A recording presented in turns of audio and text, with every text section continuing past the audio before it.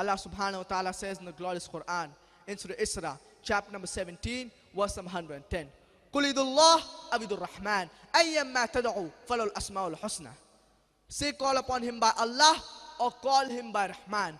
By whichever name you call him, to him belong the most beautiful names. And there are no less than 99 different names given to Allah subhanahu wa ta'ala. For example, Ar-Rahman, Ar-Rahim, most gracious, most merciful, Al-Hakim, most wise. But the crowning one is Allah. Why do we Muslims prefer calling Allah with the Arabic word Allah instead of the English word God? Because a person can play mischief with the English word God. For example, if we add S to God, so it becomes gods, that is the plural of God. There is nothing like the plural of Allah. Qul huwa Allahu ahad. Say He is Allah, the one and only. If we add DESS to God, so it becomes goddess, that is female God. There is nothing like female Allah or male Allah in Islam. If we add mother to God, so it becomes God mother. There is nothing like Allah mother or Allah ammi in Islam. If we add father to God, so it becomes Godfather. He is my Godfather. He is my guardian. There is nothing like Allah father or Allah abba in Islam. If we prefix tin to God, so it becomes tin God. That is a fake God. There is nothing like tin Allah or fake Allah in Islam. That is the reason we Muslims prefer calling Allah with the Arabic word Allah instead of the English word God. And many human beings, they say that if Almighty God, He can do anything and everything, then why can't He become a human being? If Almighty God becomes a human being, then He ceases to be God. Because the qualities of Almighty God and human beings, they are opposite. Human beings, we are mortal. Almighty God is immortal. You cannot have a mortal and immortal person at the same time. Human beings, we've got a beginning. Almighty God, He's got no beginning. You cannot have a person with a beginning and no beginning at the same time. Human beings, we've got an end. Almighty God, He's got no end. You cannot have a person with an end and no end at the same time. It's meaningless. It's like you telling me, I saw a tall short man. Either you can see a tall man or a short man or a medium man. We human beings, we require to eat. Allah subhanahu wa ta'ala says in the glorious Quran, in Surah Anam, chapter number 6, verse number 14, وَهُوَ يُطْعِمُ وَلَا يُطْعَمُ. And He feeds, but He is not fed. We human beings, we require to sleep, we require to rest. Allah subhanahu wa ta'ala says in the glorious Quran, in Surah Baqarah, chapter number 2, verse number 255, the Ayat al-Kursi. Allahu la ilaha illa huwa al-hayyul qayyum, la ta'khudhuhu sinatun wa la nawm. Allah, there is no God besides Him. No slumber can seize Him, nor is He required to sleep.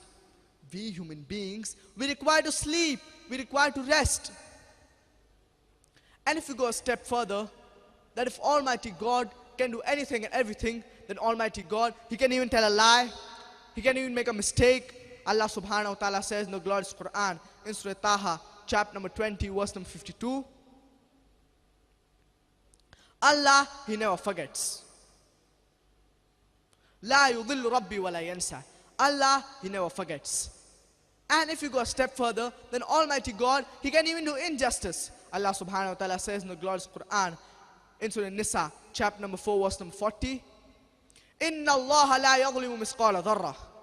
Allah does not commit injustice even in the least bit. So, if Allah subhanahu wa ta'ala becomes a human being, then He will cease to be God. Therefore, nowhere in the glorious Quran, Allah subhanahu wa ta'ala says that He can do anything and everything. What does He say? Inna Allah ala kulli shayin qadir. For verily, Allah has power over all things. In several places, in Surah Baqarah, chapter number 2, verse number 106, in Surah Baqarah, chapter number 2, verse number 109, in Surah Baqarah, chapter number 2, verse number 284, in Surah Al Imran, chapter number 3, verse number 29, in Surah Nahl, chapter number 16, verse number 77, and in Surah Fatir, chapter number 35, verse number 1. Inna Allah ala kulli shayin qadir. For verily, Allah hath power over all things. There are many religions. Most of the religions, except for Islam, they directly or indirectly believe in the philosophy of anthropomorphism. That is Almighty God, He becomes a human being. And they give a very good logic. They say that Almighty God, He's so pure, He's so holy, He does not know the shortcomings of human being. So He has to become a human being to know what's good and bad for the human being. On the face of it, it's a very good logic. But for example, if I manufacture a DVD player, I do not have to become a DVD player to know what's good and bad for the DVD player. What do? I write an instructional manual. If you want to play the disc, put the disc in and press the play button. If you want to do fast forward, press the FF button. Don't drop it from a height, it will get damaged. Don't immerse it in water, it will get spoiled. I write an instructional manual. I do not have to become a DVD player to know what's good and bad for the DVD player.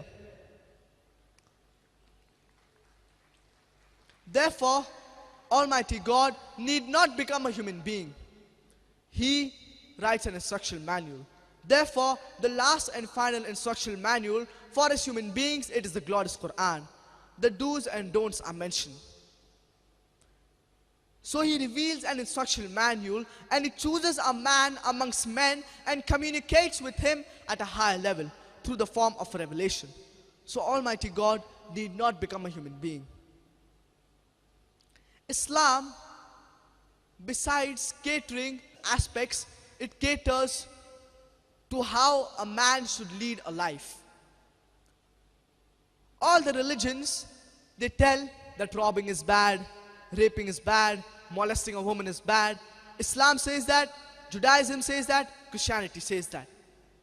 So what's the difference? Islam, besides telling that all these acts are bad, it shows a state where all these acts will not be. For example, let's take robbing. Islam has prescribed zakat. Every rich man who has a saving of more than the nisab level of more than 85 grams of gold, he should give 2.5% of his saving every lunar year in charity. If every rich man gives charity, poverty will eradicate from this world. There will not be a single human being who will die of hunger. And after that, if any man robs, Allah subhanahu wa ta'ala says in the glorious Quran, in Surah Ma'idah, chapter number 5, verse number 38, السارق والسارقة فقطعوا أيديهما جزاء بما كسبا نكالا من الله. As for the thief, whether it be male or female, chop off their hands as a punishment from the Lord for their crime. Therefore, Saudi Arabia, it has the least crimes in the world. Some people might say that if you go in Saudi Arabia, every second person's hand you would find it chopped off.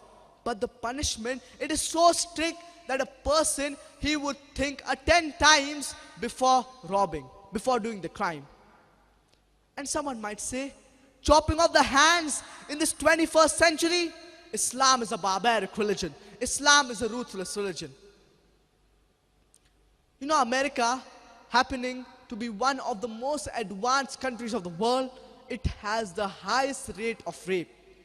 According to the FBI, it has the highest rate of crime and theft. I'm asking the question that if you implement the Islamic Sharia in USA, that every man he should give zakat, and after that, if any man robs, chopping off the hands, will the rate of rape in America, will the rate of crime in America, will it decrease? Will it remain the same or will it increase? But naturally it will decrease. You implement the Sharia and you get results.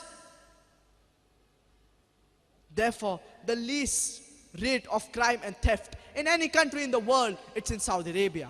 You implement the Sharia and you get results.